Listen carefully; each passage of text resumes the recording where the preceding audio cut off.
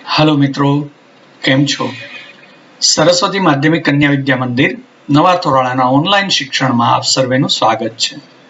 ધોરણ 8 વિષય ગણિત પ્રકરણ નંબર 6 વર્ગ અને વર્ગમૂળ।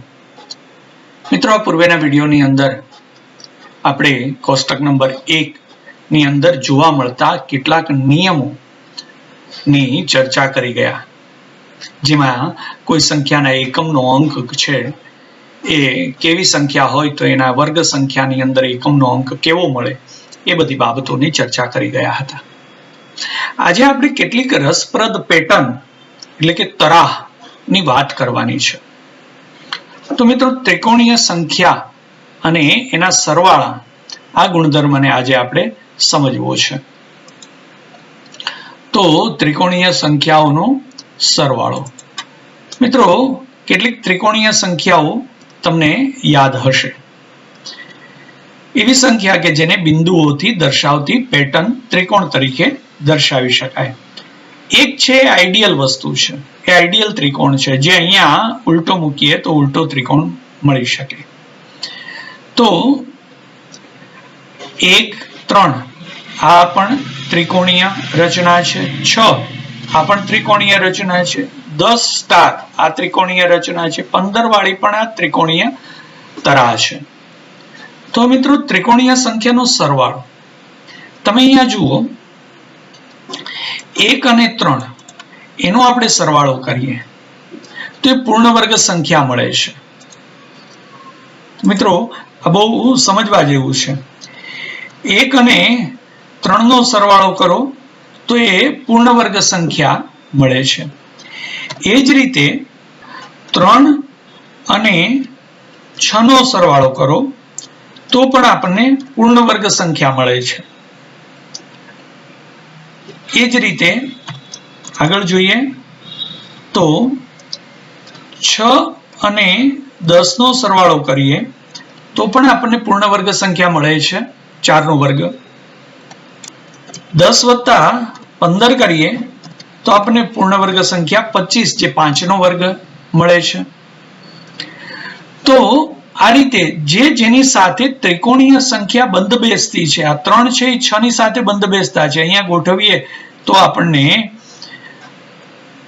3/3 નો ચોરસ મળે છે। એવી જ રીતે અહીંયા 6 સંખ્યા ગોઠવીએ તો આપણને 4/4 નો ચોરસ મળે છે। એવી રીતે આ 10 ને અહીંયા ગોઠવીએ તો 5/5 નો ચોરસ મળે છે। તો એ રીતે આ 1 ને 3 સાથે ગોઠવીએ તો અહીંયા 2/2 નો ચોરસ મળે છે। તમે આની અંદર 1 વત્તા 6 નહીં લઈ શકો, કારણ કે એ ચોરસ મળતી ત્રિકોણીય પેટર્ન નથી। એવી જ રીતે 3 વત્તા 10 નહીં લઈ શકો, એવી જ રીતે 6 વત્તા 15 નહીં લઈ શકો, કારણ કે એ ચોરસ મળતી હોય એવી પેટર્ન નથી મિત્રો। એટલે અહીંયા એ બાબતનું ધ્યાન રાખીશું આપણે। તો આપણે કહી શકીએ કે જે એકબીજાને આધારે ચોરસ બનતી પેટર્નો છે, એવા ત્રિકોણની તરાહની અંદર ત્રિકોણનો સરવાળો કરીએ તો આપણને પૂર્ણ વર્ગ સંખ્યાઓ મળે છે, જે અહીંયા જોઈ શકાય છે। હવે ત્યાર પછીની બીજી બાબત સમજીએ કે બે વર્ગ સંખ્યાઓ વચ્ચેની સંખ્યાઓ। મિત્રો, કોઈ પણ બે વર્ગ સંખ્યા હોય એની વચ્ચે કેટલી સંખ્યાઓ આવેલી હોય, એ કોઈ નિશ્ચિત પેટર્ન કોઈ તરાહથી જોડાયેલી છે, એ આપણે સમજીએ તો જુઓ મિત્રો, 1 નો વર્ગ 1, 2 નો વર્ગ 4, તો 1 અને 2 ના વર્ગની વચ્ચે બે સંખ્યાઓ આવેલી છે, 2 અને 3। એવી જ રીતે 2 નો વર્ગ અને 3 ના વર્ગની વચ્ચે 4 સંખ્યાઓ આવેલી છે। એવી જ રીતે 3 નો વર્ગ અને 4 ના વર્ગની વચ્ચે 6 સંખ્યાઓ આવેલી છે। 4 નો વર્ગ અને 5 ના વર્ગની વચ્ચે કુલ 8 સંખ્યાઓ આવેલી છે। તો આના ઉપરથી આગળ આપણે કહી શકાય 5 નો વર્ગ અને 6 ના વર્ગની વચ્ચે 10 સંખ્યાઓ આવેલી છે। એમ 6 નો વર્ગ અને 7 ના વર્ગની વચ્ચે 12 સંખ્યાઓ આવેલી છે। તો આ આપણે કોઈ બે પૂર્ણ વર્ગ સંખ્યાની વચ્ચે કેટલી સંખ્યાઓ આવે છે એનો એક ચોક્કસ સંબંધ, એક ચોક્કસ તરાહ છે। જેમ કે 1 નો વર્ગ 1, 2 નો વર્ગ 4. આની વચ્ચે 2 ગુણ્યા 1 એટલે કે અહીંયા પ્રથમ સંખ્યા 1 હતી તો એને આપણે 2 વડે ગુણ્યું. 2 નો વર્ગ અને 3 ના વર્ગની અંદર પ્રથમ સંખ્યા 2 હતી તો એને આપણે 2 વડે ગુણ્યું. એવી જ રીતે 3 નો વર્ગ અને 4 ના વર્ગની અંદર પ્રથમ સંખ્યા 3 હતી તો એને આપણે 2 વડે ગુણી શકીએ એટલે 2 ગુણ્યા 3 6 મળે. તો આ રીતે કોઈ પણ બે સંખ્યાના વર્ગોની વચ્ચે જે નાની સંખ્યા છે જેને n કહીએ તો n ગુણ્યા 2 એટલે 2n જેટલી સંખ્યાઓ એની વચ્ચે આવેલી હોય. તો એ નક્કી કઈ રીતે કરી શકાય? તો મિત્રો અહીંયા 3 ને આપણે n કહી દઈએ તો 3 અને 4 ની વર્ગની વચ્ચે એટલે 4 છે એ n+1 થઈ જશે. તો n+1 નો વર્ગ અને n નો વર્ગ એની વચ્ચે કેટલી સંખ્યાઓ આવે તો એ બેની બાદબાકી કરીએ મિત્રો. અહીંયા જુઓ 3 નો વર્ગ છે એ 9 આવે છે અને 4 નો વર્ગ 16 આવે છે. તો આપણે 4 ના વર્ગમાંથી 3 નો વર્ગ છે એ બાદ કરીએ એટલે કે 16 - 9 કરીએ તો 7 મળે છે. તો 7 માંથી એક સંખ્યા બાદ કરીએ.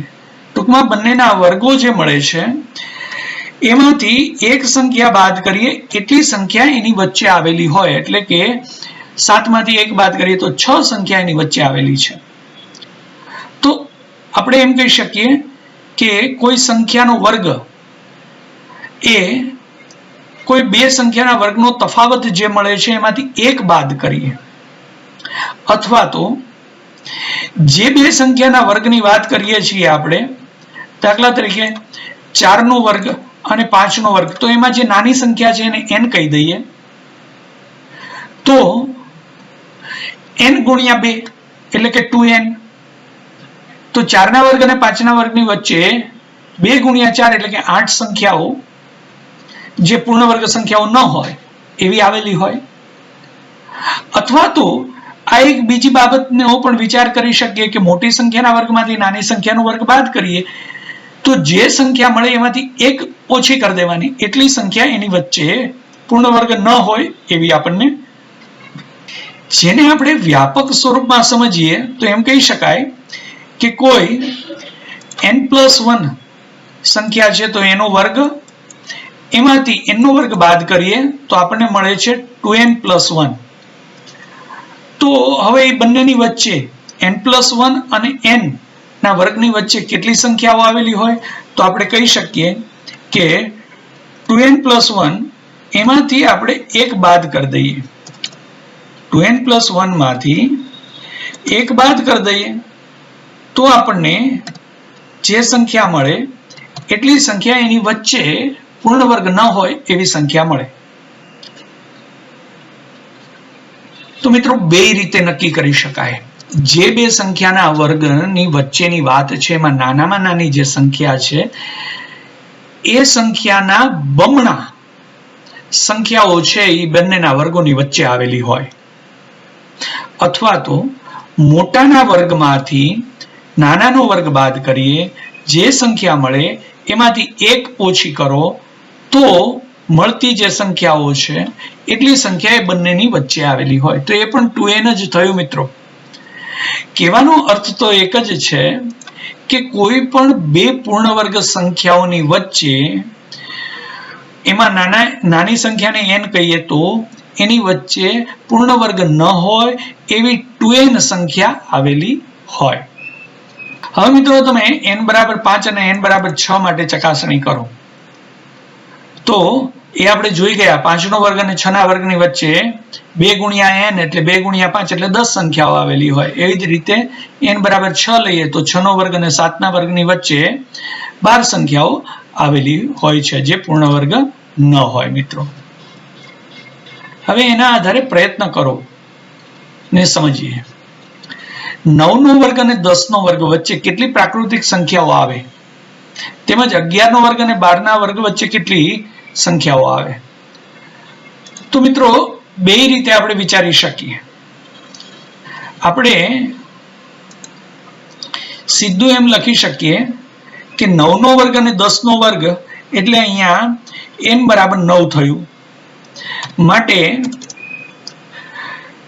9 ના વર્ગ અને 10 ના વર્ગની વચ્ચે 2n સંખ્યાઓ આવેલી હોય એટલે કે 2 ગુણ્યા 9 બરાબર 18 સંખ્યાઓ છે. એ 9 નો વર્ગ અને 10 ના વર્ગની વચ્ચે 18 સંખ્યાઓ પ્રાકૃતિક સંખ્યાઓ આવેલી હોય જે પૂર્ણ વર્ગ ન હોય. એવી જ રીતે મિત્રો 11 નો વર્ગ અને 12 ના વર્ગ વચ્ચે કેટલી સંખ્યાઓ આવેલી હોય? તો અહીંયા પણ આપણે એ જ રીતે વાત કરી શકીએ, પણ અહીંયા જરા જુદા સ્વરૂપમાં વિચારીએ. 12 નો વર્ગ છે એ 144 છે. એમાંથી આપણે 11 નો વર્ગ બાદ કરીએ તો જે સંખ્યા મળે છે 144 માંથી 121 બાદ કરીએ એટલે આપણને 23 સંખ્યા મળે. એમાંથી મિત્રો 1 બાદ કરી દઈએ એટલે મળતી જે સંખ્યા છે એ 11 ના વર્ગ અને 12 ના વર્ગની વચ્ચે આવેલી હોય. સમજાય છે મિત્રો? અહીંયા આપણે કંઈ નથી કર્યું. 12 અહીંયા n બરાબર 11 લીધું તો n+1 બરાબર 12.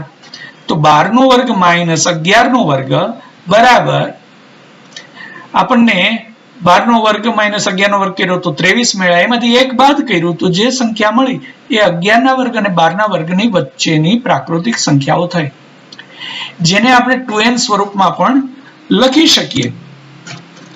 અહીંયા n બરાબર 11 કારણ કે નાની સંખ્યા 11 છે તો એ લઈ લઈએ તો આપણને 2n સંખ્યા એટલે કે 2 ગુણ્યા 11 માટે 22 સંખ્યાઓ છે એ એની વચ્ચે આવેલી હોય એમ આપણે કહી શકીએ.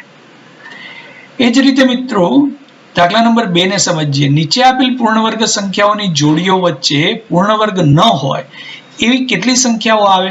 અહીંયા આપણે વાત કરીએ તો 100 નો વર્ગ અને 101 ના વર્ગની વચ્ચે પૂર્ણ વર્ગ ન હોય એવી સંખ્યા કેટલી આવે? તો અહીંયા લઈ લઈએ આપણે n બરાબર 100.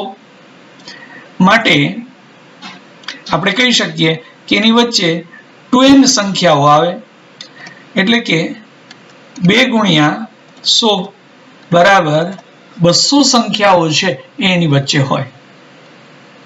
એવી જ રીતે 90 નો વર્ગ અને 91 ના વર્ગ. તો મિત્રો 90 નો વર્ગ અને 91 ના વર્ગની વચ્ચે કેટલી પૂર્ણ વર્ગ ન હોય એવી સંખ્યાઓ આવેલી હોય? તો અહીંયા પણ એ જ રીતનો ઉપયોગ કરીએ. અહીંયા n બરાબર 90 છે આપેલા છે તો એની વચ્ચે 2n સંખ્યાઓ આવેલી હોય. 2n સંખ્યા એટલે 2 ગુણ્યા 90 માટે 180 સંખ્યા છે એ 90 ના વર્ગ અને 91 ના વર્ગની વચ્ચે આવે. આ જ રીતે મિત્રો 1000 નો વર્ગ અને 1001 નો વર્ગ. તો એમાં પણ આપણે કહી શકીએ કે n બરાબર 1000 છે માટે એની વચ્ચે 2n સંખ્યા આવેલી હોય એટલે કે 2 ગુણ્યા 1000 બરાબર 2000 સંખ્યાઓ એની વચ્ચે આવેલી હોય જે પૂર્ણ વર્ગ ન હોય. તો મિત્રો કેટલું સરળ છે. આપણે માત્ર એની વચ્ચે 2n સંખ્યાઓ આવેલી છે જ્યાં n છે નાની સંખ્યા લેવાની. તો આ બાબતોનું આપણે સ્પષ્ટીકરણ બહુ સરળતાથી સમજી શક્યા મિત્રો. હવે આપણે આગળ સમજીએ એકી સંખ્યાઓનો સરવાળો. ત્રીજો એક ગુણધર્મ સમજીએ છીએ, એકી સંખ્યાઓનો સરવાળો. તો મિત્રો અહીંયા 1 એવી રીતે 1 + 3 4 જે 2 નો વર્ગ છે. 1 + 3 + 5 એટલે કે 9 એ 3 નો વર્ગ છે. 3 સંખ્યા 3 એકી સંખ્યા લીધી છે. 4 એકી સંખ્યા લઈએ તો 4 નો વર્ગ થાય. 5 એકી સંખ્યા લઈએ તો 5 નો વર્ગ થાય. 6 એકી સંખ્યા લઈએ તો 6 નો વર્ગ થાય. જોયું મિત્રો કેવું સરસ મજાની આ તરાહ છે કે જેટલી એકી સંખ્યાઓ લેતા જઈએ એનો સરવાળો કરીએ તો એકી સંખ્યા જેટલી હોય એનો વર્ગ લઈ શકાય. અહીંયા પ્રથમમાં એક જ એકી સંખ્યા હતી તો 1 નો વર્ગ. અહીંયા 2 એકી સંખ્યા છે 1 અને 3 તો 2 નો વર્ગ. 3 એકી સંખ્યાઓ છે તો 3 નો વર્ગ, 4 એકી સંખ્યાઓ છે તો 4 નો વર્ગ. એવી રીતે જેટલી ક્રમિક એકી સંખ્યાઓ હોય પ્રાકૃતિક, તો એનો સરવાળો એ એટલી સંખ્યાઓનો વર્ગ થાય. તો આપણે કહી શકીએ મિત્રો કે પ્રથમ n પ્રાકૃતિક સંખ્યાઓ હોય, n એકી પ્રાકૃતિક સંખ્યાઓ, તો એનો સરવાળો મિત્રો n વર્ગ થાય. આ મિત્રો 10મા ધોરણની અંદર પણ તમે આ સમાંતર શ્રેણીના દાખલાની અંદર આ સૂત્રને ફરી પાછું ભણશો. પ્રથમ n એકી સંખ્યાઓનો સરવાળો એ n વર્ગ થાય. હવે આ બાબતને જો આપણે બીજી રીતે જોઈએ તો જો કોઈ સંખ્યા પૂર્ણ વર્ગ સંખ્યા હોય તો તેને 1 થી શરૂ કરીને ક્રમિક એકી સંખ્યાના સરવાળા તરીકે આપણે રજૂ કરી શકીએ. અહીંયા 2, 3, 5, 6 વગેરે પૂર્ણ વર્ગ ન હોય એવી સંખ્યાઓ છે. શું આપણે તેને 1 થી શરૂ કરી ક્રમિક એકી સંખ્યાના સરવાળા તરીકે રજૂ કરી શકીએ મિત્રો? તો આપણે પૂર્ણ વર્ગ સંખ્યાઓની વાત કરી છે. તો અહીંયા જોઈએ કે 25 એ પૂર્ણ વર્ગ સંખ્યા છે. તો 25 માંથી ક્રમિક 1, 3, 5, 7, 9 એની આપણે બાદબાકી કરતા જઈએ તો કોઈ એક તબક્કે 0 મળે છે. તો એને ક્રમિક સંખ્યા, ક્રમિક એકી સંખ્યાના સરવાળા તરીકે આપણે દર્શાવી શકીએ અને એ પૂર્ણ વર્ગ સંખ્યા છે એમ પણ આપણે કહી શકીએ. હવે આપણે બીજી સંખ્યા 38 વિશે વિચારીએ. તો 38 માંથી 1 બાદ કરીએ, 3 બાદ કરીએ, 5 બાદ કરીએ, 7, 9, 11 બાદ કરીએ તો આપણને 2 મળે છે, ને જ્યારે 13 બાદ કરીએ તો ઓછા 11 મળે છે. તો મિત્રો ક્રમિક રીતે 25 માંથી 1 બાદ કર્યો 24, 24 માંથી 3 બાદ કરીએ એટલે 21, 21 માંથી 5 બાદ કરીએ તો 16, 16 માંથી 7 બાદ કરીએ 9 અને 9 માંથી 9 બાદ કરીએ 0 મળી જાય. જ્યારે અહીંયા તો 25 છે એ પૂર્ણ વર્ગ સંખ્યા છે.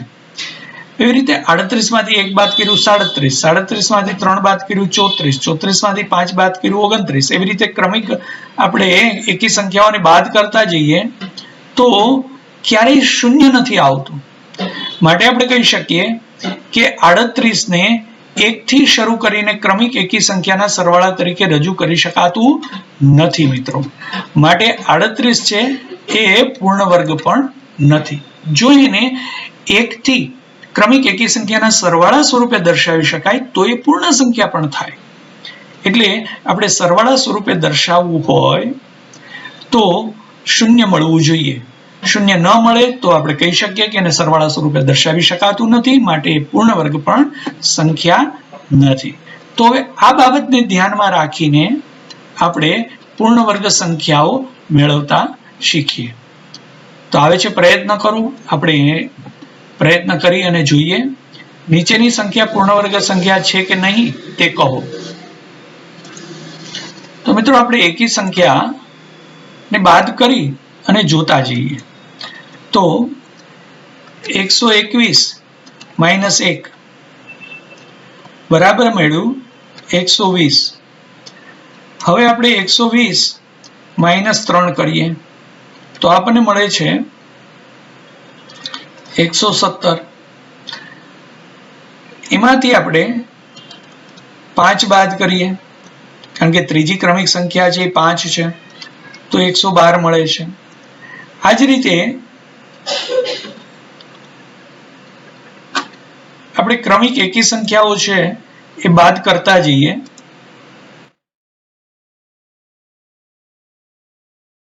તો મિત્રો જોશો તમે 112 માંથી આપણે 7 બાદ કરીએ તો આપણને મળશે 105. એ જ રીતે 105 માંથી 9 બાદ કરીએ કારણ કે ત્યાર પછીની ક્રમિક એકી સંખ્યા 9 છે તો આપણને મળે છે 96. એ જ રીતે ત્યાર પછીની એકી સંખ્યા 11 બાદ કરીએ તો આપણને મળે છે 85. 85 માંથી 13 બાદ કરીએ તો આપણને મળે છે 72. 72 માંથી 15 બાદ કરીએ તો આપણને મળે છે 57. 57 માંથી 17 બાદ કરીએ તો આપણને મળે છે 40. એ જ રીતે 40 માંથી 19 બાદ કરીએ તો આપણને મળે છે 21. 21 માંથી 19 પછીની એકી સંખ્યા આવે છે 21. તો 21 માંથી 21 બાદ કરીએ તો મળે છે 0. તો મિત્રો ક્રમિક એકી સંખ્યાઓ બાદ કરતા આપણને છેલ્લે 0 મળી જાય છે. તો આપણે કહી શકીએ કે 121 છે એને ક્રમિક એકી સંખ્યાના સરવાળા સ્વરૂપે આપણે દર્શાવી શકીએ અને 121 એ પૂર્ણ વર્ગ સંખ્યા છે. તો આ રીતે મિત્રો 55 અને 81 ને પણ તમે તપાસવાનો પ્રયત્ન કરજો. આપણે 55 નો પ્રયત્ન કરીએ. 55 માઇનસ 1 કરીએ તો આપણને 54 મળે છે. 54 માઇનસ 3 કરીએ તો આપણને 51 મળે છે. 51 માઇનસ 5 કરીએ તો આપણને 46 મળે છે. એ જ રીતે 46 માઇનસ 7 કરીએ, કારણ કે ત્યાર પછીની ક્રમિક 5 પછી 7 આવે છે, તો 39 મળે છે. 39 માંથી 9 બાદ કરીએ તો આપણને 30 મળે છે. એ જ રીતે 30 માંથી 11 બાદ કરીએ તો આપણને 19 મળે છે.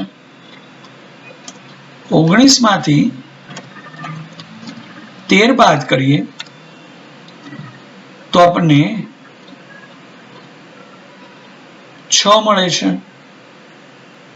અને મિત્રો ત્યાર પછી 6 માંથી આપણે 15 બાદ કરીએ તો આપણને મળે છે -9.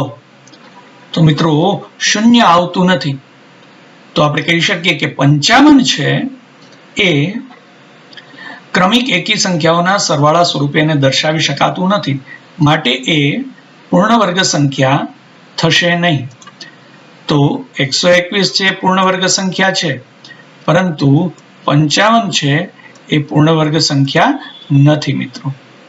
એ જ રીતે તમે 81, 49 અને 69 માટે પ્રયત્ન કરજો મિત્રો. હવે આપણે આગળ સમજીએ ક્રમિક પ્રાકૃતિક સંખ્યાઓનો સરવાળો. નીચેની બાબત ધ્યાનથી જુઓ મિત્રો. 3 નો વર્ગ એટલે 9. 9 છે એ 3 પછીની સંખ્યા 4 અને 5 નો સરવાળો છે. એવી રીતે 5 નો વર્ગ 25 એ 12 અને 13 નો સરવાળો છે. 7 નો વર્ગ 49 એ 24 અને 25 નો સરવાળો છે.